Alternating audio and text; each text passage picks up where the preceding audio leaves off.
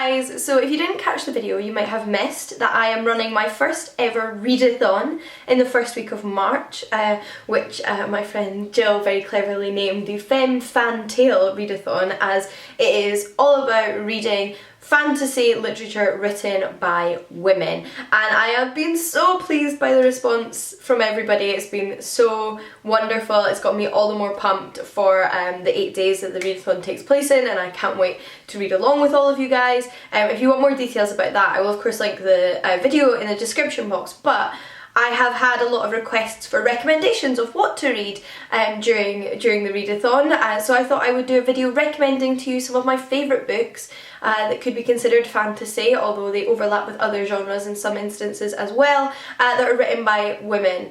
And I tried to cover my bases here, so I have some books that sort of like fall under literary fiction, a short story collection, high fantasy, young adult, historical, various different books, both to recommend something that appeals to everybody, but also so that you can have a better chance at ticking off more of the bingo boxes for the readathon.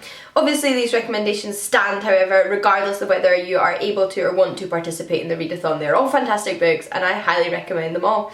So without further ado, let's jump into the book. So in no particular order, the first book on my list is a relatively recent read for me. I actually read it during another readathon, the Queer Lit readathon, and that is Girls of Paper and Fire by Natasha Ngan. This is a world steeped in sort of Malaysian folklore and culture, and it's a high fantasy novel. It's set in a fantasy world where we follow our protagonist, a young woman who has been chosen as one of the paper girls for that year. It is a world with like a tightly restricted hierarchy of 3 different classes of people, and she's of the lowest class, which is the paper class.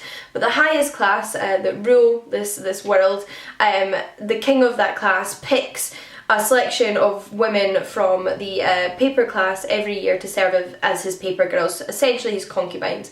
Regardless of whether they choose to be there or not, they have no choice in the matter, so they are essentially his sex slaves. And this book does so much. It is a young adult novel. It explores sexual violence in a really careful and well done manner. Also it has very central queer themes to it. There is a budding romance that develops between our protagonist and another girl in the court of the kingdom, and it's this relationship that really made the book for me. I thought it was such a beautiful exploration of these two women's love for one another and the development of their feelings for one another amidst horrendous circumstances, and at the same time we start to see things as they unfurl in this world, and the future of our protagonist. So there's like a good meaty plot to get your teeth into as well, and I just thought it was so masterfully done. Really enjoyed this. Reasonably fast paced in the first of the series, and I'm looking forward to the sequels. The next recommendation is a book I read much longer ago, and that is Dragon Keeper by Robin Hobb. Robin Hobb is one of my favourite fantasy authors, one of my favourite female fantasy authors, and I would just recommend picking up one of her books. But my favourite series by her is the Rainwild Chronicles, and you can read this independently of her other books, although they are set in a shared world. So the Dragon Keeper is the first in the Rainwild Chronicles that follows an ensemble cast, so we have multiple perspectives throughout this novel. But some of the main protagonists include a young girl who grew up in the Rainwilds who has been tasked with being one of the new Dragon Keepers. So it has been many years since any dragon has been born in this world, and there are very few living dragons. However, there are a selection of eggs that they have been waiting to hatch. Finally, at the beginning of the novel, these eggs have hatched. However, the dragons that are born are incredibly weak and sickly, and they're not like the sort of magical, great, fierce dragons of old that were expected. So basically they're shunned from society, and society doesn't want to have to deal with them, so it picks some other outcasts, some human outcasts from society to become the Dragon Keepers and take the dragons away and find them a new home.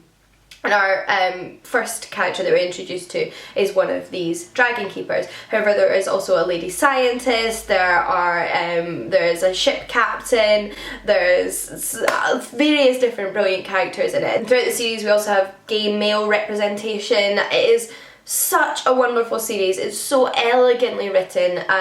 Robin Hobb has the most beautiful prose, and it's slow but perfectly paced in my opinion. So much to get your teeth into, and if you love dragons, this is an absolute must read. On the topic of dragons, so I thought I'd mention my other dragon recommendation, and that is Tooth and Claw by Jo Walton. This is a standalone fantasy novel, which I think is harder to come by than fantasy novels that are in series, and this one, as I've already hinted, contains dragons. However, it is unique amongst dragon books in my opinion because all of the protagonists are dragons. It is set in a dragon world where all the people that live in this world are dragons. There are hints that there are non-dragon creatures out there, including perhaps humans, but they play no like central role in the plot, and they don't live amongst our dragon protagonists. It is also very, very much harkening back to literature by authors like Austen and Trollope, and it feels like it is set in the 1800s. And we follow our protagonist whose father has just died. The female siblings of the family have to be married off because they don't have any money. The male siblings are going into different professions like the priesthood and business in the city in a way that perhaps something like Sense and Sensibility might remind you of, but equally there are sort of like political themes. We learn more about the politics of this world, which isn't as prevalent in, say, Austen, so resembles other sort of 19th century writers. And I think it is so expertly done. That could go terribly wrong, but Jo Walton makes this work. She adheres to that sort of time period where appropriate, but at the same time makes this a world fitting for dragon characters, and I absolutely love this book. Another book that I absolutely love and should probably just get out of the way now because you all know it's coming, and that's Daughter of the Forest by Juliette Marillier. So I would really just recommend anything by Juliette Marillier. I have enjoyed everything I've read by her so far. She is an author who was born in New Zealand, now lives in Australia, and a lot of her books are set in medieval Ireland, although I have read some that have been set in medieval Romania and Scotland as well. But Daughter of the Forest is set in medieval Ireland, and it's the first in a sort of epic fantasy series of 6 books. However, each book in the series follows a different central protagonist, so in a sense it has like a sort of contained plot as well as being part of a series, so that's what makes it equally wonderful. These are slow-paced but beautifully written novels that are so much about the central character and their development as a person, and equally the magic in this is very much harkening back to sort of like Irish and Celtic folklore. There's a lot of fae references in these books, but in our first book our protagonist isn't magical, so they could very well almost be like historical novels that just have little elements of fantasy in them. So if you like historical fiction, you'll probably like these. But the first one is a retelling of the Six Swan Brothers fairy tale, and it follows our protagonist Sorcha, a young girl whose father has remarried and his new wife is actually a sorceress, and she curses her and her brothers so that she has to break the curse placed on her brothers, and it's following her journey of breaking this curse almost entirely by herself, and it is so wonderful. A book that you might not necessarily immediately class as fantasy, but I think still fits within the remits of these recommendations, is Cersei by Madeline Miller.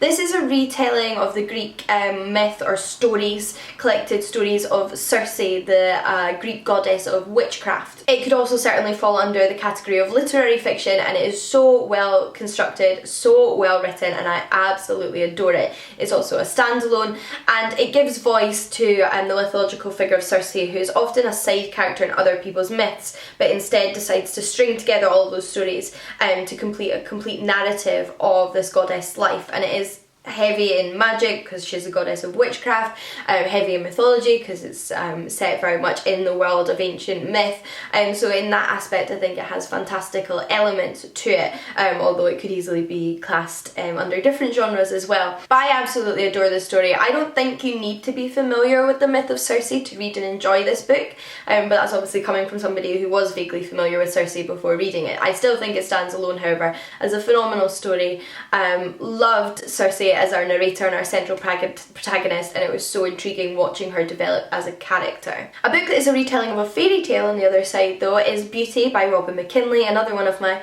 favourite fantasy authors.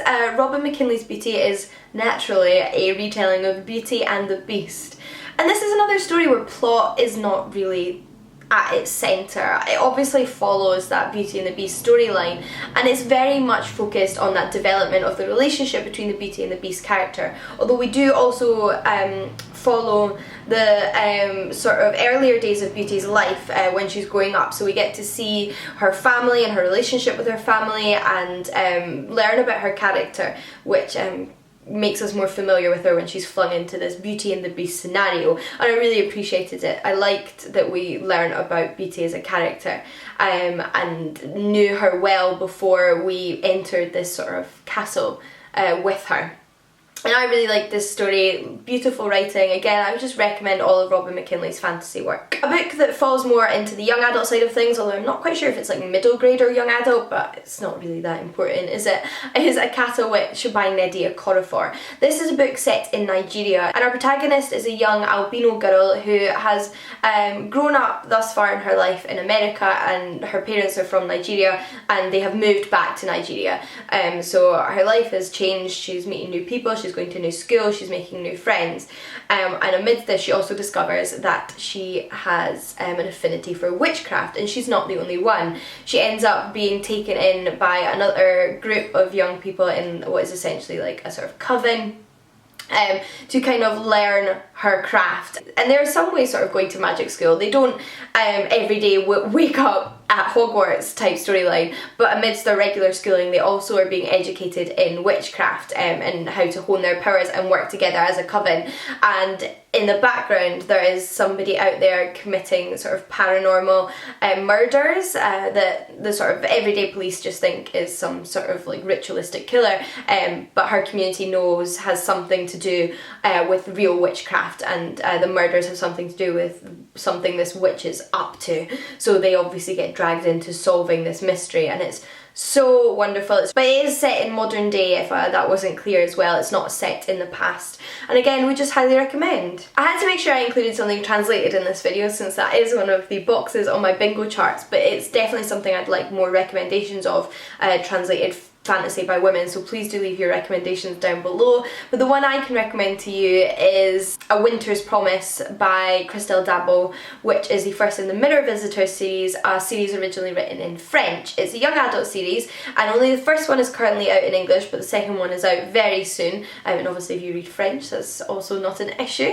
And this is such an intriguing world. It has been compared to Dark Materials, and I can see why it is set in a cold world, although that's not the only reason why. I think it's one of those worlds that is intricately woven, and it's about our protagonist, Ophelia, who has been given in an arranged marriage to a man from another citadel. So she is sent away from her floating city to another city that she's never been to before, and this city has a very different political, social makeup, so that her sort of everyday life in her city doesn't really translate to this new world, and she doesn't really know where she fits.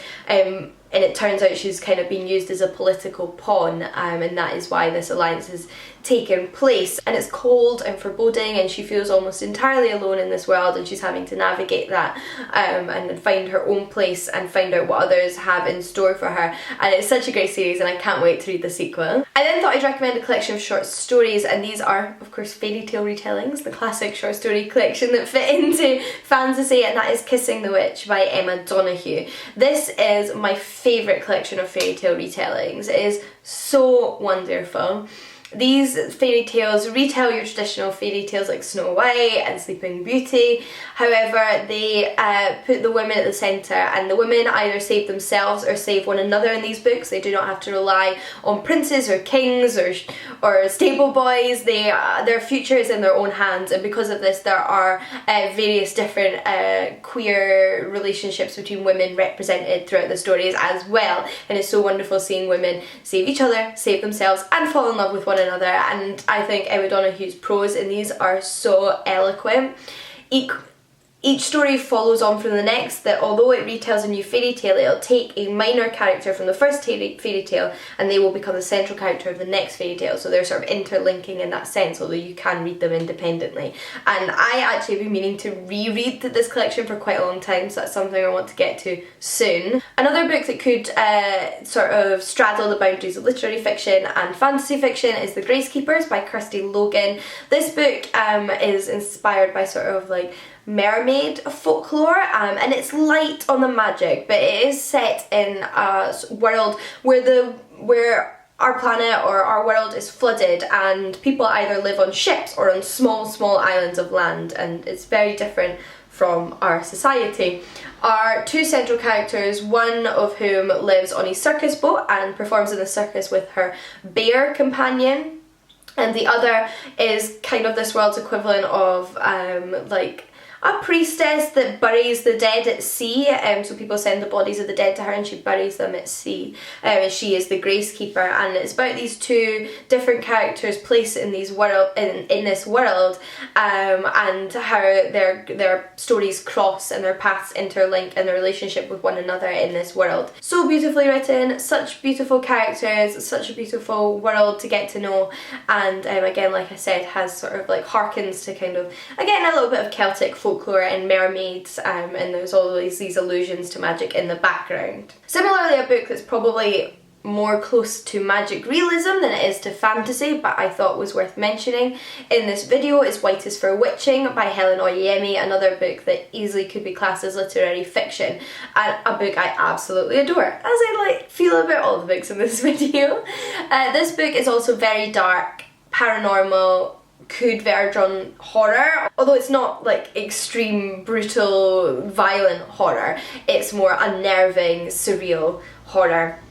And it follows our protagonist, a young girl who is supposedly one in a line of witches in her family. So all of the women in her family are supposedly witches, and they have a tie to the house that her family has grown up in, some sort of magical tie. And equally, we follow this protagonist, but we also have chapters in between that are narrated by the house, and that's where the real creepy layer comes into it. And although throughout the story, the plot, you're not sure if it has magical elements or not, or what's at play here, the narration of the house kind of makes it seem more on the surreal, magical side of things, but you're not actually sure to what extent the house actually has power in this scenario, or it just wants to have power in this scenario, because everything could really be explained away. But our protagonist also has a mental illness that is starting to take over her life, and we are learning what happened to her mother and her grandmother in the past, and perhaps what role the house played in that. And there is also queer representation. There is a female-female romance in this story that is so beautifully depicted, and yeah, I just love this book. 3 more books though and then we're done. I know I couldn't really cut it down to like a top 10, but the next book I want to mention is Radiance by Grace Draven. This is very much a romance story. It is a fantasy novel, but the fantasy plot really seems like a side note in the face of the romance. It is about a human woman who has an arranged marriage with one of the Kai, who are a race of other creatures that in some way resemble humans and in other ways don't. Who they are trying to create an alliance between the two kingdoms of. Both the Kai Prince and herself, she is a member of nobility, have no choice in this arranged marriage, but they've agreed to it for the sake of their families, and they're both obviously nervous going into it because these are they're about to marry someone from a different race of beings to them, and they don't know what to expect. However, it's about their relationship. From the immediate get-go, they get on as people, although they are perhaps repulsed by the other one's appearance, because they have been taught to be, and we see their relationship develop into a friendship, and then more as the story goes on. It's so beautifully done. It is just one of those, like, yes, they've been chucked into a scenario that they didn't ask to be chucked into, and it's an arranged marriage, but neither of them is trying to take advantage of the other one. Their feelings develop at a very similar pace, and they are so sensitive and caring towards one another that it is just such a beautiful romance. And I actually think that's quite rare to see such a healthy, blossoming relationship in books. Just such a positive and happy one, and I love that about this story. Next though is Alphabet of Thorn by Patricia A. McKillip, another classic fantasy writer. This is a wonderful book with, again, multiple perspectives. We follow 4 main characters: a trainee mage, a foundling that was raised by the library and is tasked with translating books. We then have an older mage woman who has been the consultant to the kings and queens for quite some time now, and the new queen whose father has recently passed away and has had to sort of take over this role earlier than she expected to. And amidst all of this, at play is a book that has been discovered by the mages and has been given to the library to translate, and our translator is trying to uncover what is going on in this book. It's written in a script that nobody recognises, but for some reason she can read, and it's so wonderful, beautifully written, really intriguing to follow and see kind of how these stories all intertwine, and what role the book has to play in this. And lastly is Heart of the Fae by Emma Hamm. This is another Beauty and the Beast retelling. I'm starting to feel like I've read more Beauty and the Beast retellings than I have other fairy tale retellings. I'm not sure. But this one is a loose Beauty and the Beast retelling. It's very much set in its own world. We follow our protagonist Sorcha, who is a midwife that has been raised in a brothel, and her father and many other people in the community have been stricken by what is called the blood beetle plague, and nobody knows how to cure it. She, however, desires to be a healer, and she goes to the Fae folk to request for their help in healing those with the plague. They send her on a quest, good old quest story, where she is sent to the island of the Fae, who are sort of imprisoned. They've been rejected from the Fae world and they've been sent to live on this island, and she goes there because she's told that that is how she will get the cure for this plague, which is where she meets the Beast character, who is Aemon, a prince of the Fae who has been rejected and sent to this prison island. But there is lots of meat to this plot, lots of different players, and although we see the budding relationship between Sorcha and Aemon, and that is like a major plot point and beautifully explored, we equally are invested in the plot and Sorcha's destiny, and it's so fantastic. It is the first in a duology which starts off a series of fairy tale retellings by Sarah Hamm, but the duology follows the two main characters. But those are my recommendations for this video. Those are certainly not all the books I could recommend, but I had to stop somewhere. So if you'd like more recommendations, let me know in the comments. I'll try and recommend, but please also recommend to one another, because I would love your recommendations as well. Would love, love, love to hear them from you. But until next time, happy reading, and I'll see you all again soon. Bye guys!